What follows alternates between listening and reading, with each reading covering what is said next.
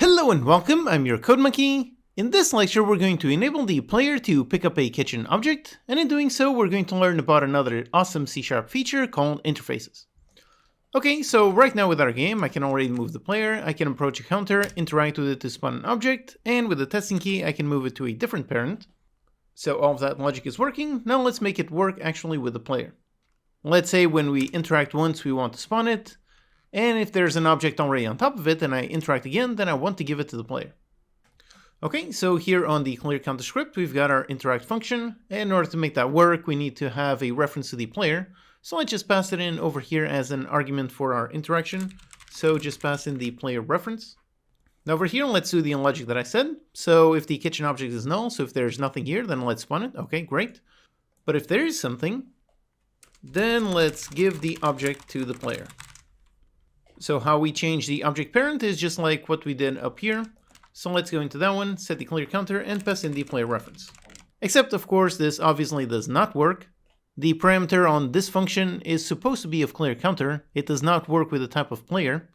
Basically, all the logic that we built for setting the parent and changing the parent, this whole thing only works with a counter, so it does not work with any other type, so we cannot set the player as a parent.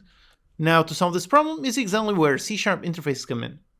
Again, I have a video going through them in detail. Definitely watch it to learn everything about interfaces. Basically what it is a contract. You define some functions in the interface, and then any type can implement that interface, and you can write some code that works with the interface, which in turn means that the code will work with any type as long as it implements that interface. So in this specific example, we're going to make an interface to represent a kitchen object parent. Then we're going to implement that interface on both the counter and the player, and that way both of them won't be able to be parents of a kitchen object. So let's do exactly that. Now the first thing we do to define an interface is let's make a C# script. So let's right click, create new C# script. And now the standard is to start interface names with the capital I and then the name.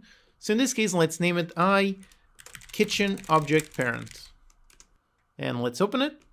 Okay, so now to make an interface, first of all, this does not extend MonoBehavior. Nope.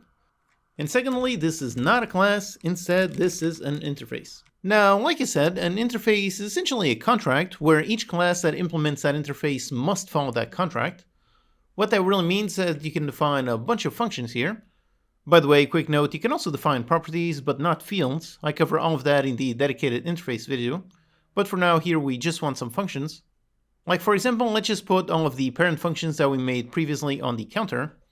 So over here on the clear counter, a while ago we made all of these functions that we needed to make it work as a kitchen object parent. So we got the transform, set kitchen object, get it, clear it, and has it. So let's just copy all of this and paste it over here on the interface. However, one important note is on the interfaces, you don't actually include any function implementation. The implementation is up to the class that implements this interface. Although again, I should also point out another quick note, as of C#7 you can include a default implementation, but that's for more advanced use cases. So for here, let's just use the basic and not apply any default implementation right here. So we just define the function and put a semicolon. So just like this, just the function definition with the exact signature. So just like this. Okay, so now with that we have defined our interface and all of the functions that we wanted to have. With this, now let's go onto the counter script. So over here on the clear counter script.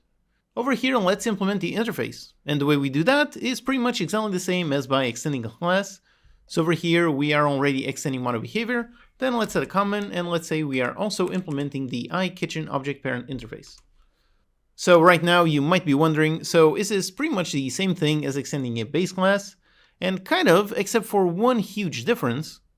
When extending a base class, you can only have a single base class. Like for example, over here we have MonoBehavior. You cannot extend multiple base classes. There can only be one. However, when it comes to interfaces, you can implement as many interfaces as you want. So over here we have defined our interface, and right now we don't even have any errors. That's because we already implemented pretty much all of the exact functions.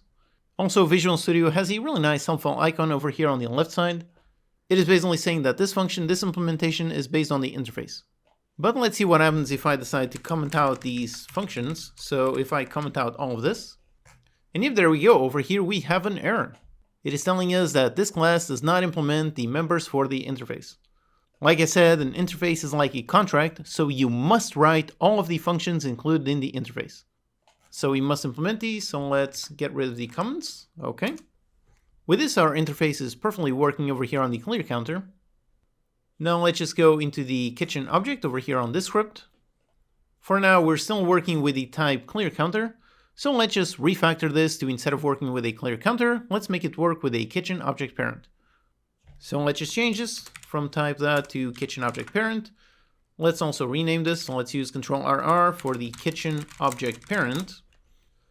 Then we got a function to return the kitchen object. Okay, that's good. For this one, instead of set clear counter, let's once again rename this to set kitchen object parent.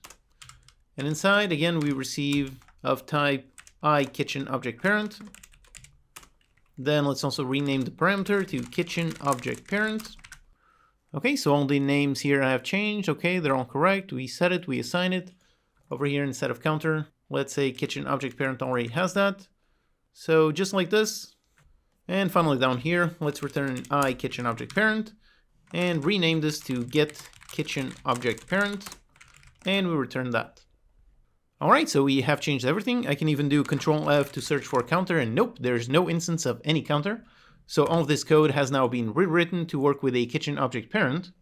So like this, everything should be working exactly the same as previously. We have no errors here. And over here on the clear counter, we just have this error on the player. Let's fix this in a little bit. For now, let's just comment it.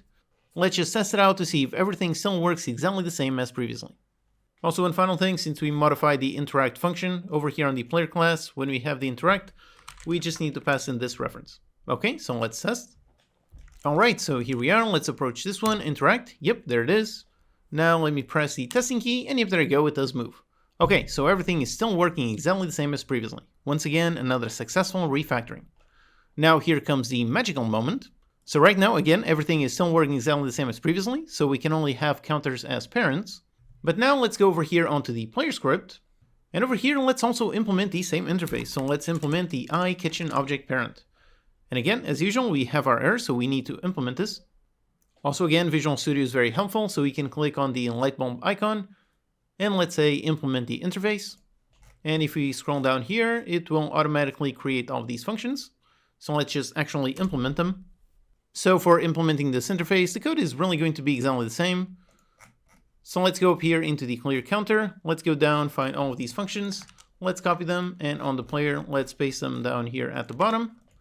So we just need to also pick up the kitchen object as well as a reference to the top point. So over here on the clear counter, let's just grab both those. So let's just grab the kitchen object. So go into the player, and over here, let's add a field for the kitchen object. And finally, let's add another one for the counter top point. So over here, a serialized field for the counter top point.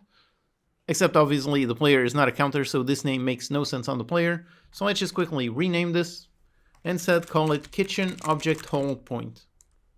Okay, here we have our new name. We've got the kitchen object, and down here, all of our functions, they're all working, no errors.